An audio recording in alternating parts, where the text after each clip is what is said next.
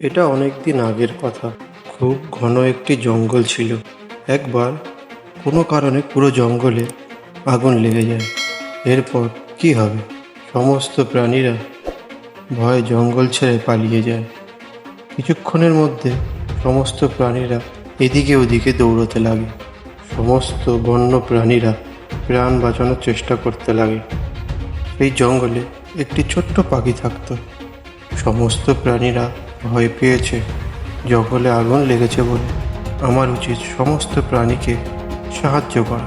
এই ভেবে সে দ্রুত পাশের নদীতে গেল এবং সে মুখে করে জল নিয়ে আগুন নেভানোর চেষ্টা করতে লাগলো।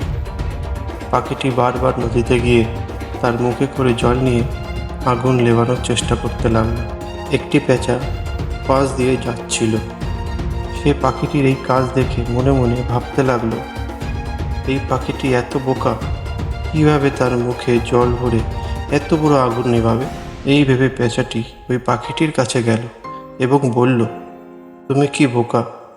এইভাবে কি পুরো আগুন নেভানো যায়? পাখিটি খুব বিনয়ের সাথে উত্তর দিল, আমি জানি যে আমার এই প্রচেষ্টা কিছুই করবে না, তবে আমাকে আমার চেষ্টাটা চালিয়ে যেতে হবে। আগুন যতই ভয়াবহ হোক না কেন, আমি আমার প্রচেষ্টা ছেড়ে দেব না। পেঁচাটি এই কথাটি শুনে মুগ্ধ হয়ে গেল এবং পাখিটির সাথে আগুন নেভানোর চেষ্টা করতে লাগলো। তো বন্ধুরা, এই গল্পটি থেকে আমরা কি শিখলাম? কোনো সমস্যা এলে মানুষ ভয় পেয়ে হাল ছেড়ে দেয়, কিন্তু আমাদের চেষ্টা চালিয়ে যেতে হবে। এটাই হচ্ছে এই গল্পের শিক্ষা। এই গল্পের কথাগুলি আমাদের জীবনে খুবই প্রযোজ্য। বন্ধুরা, আমাদের ভিডিওটা আজকে এই পর্যন্তই। দেখা হচ্ছে পরের ভিডিওতে। সবাই ভালো থেকো।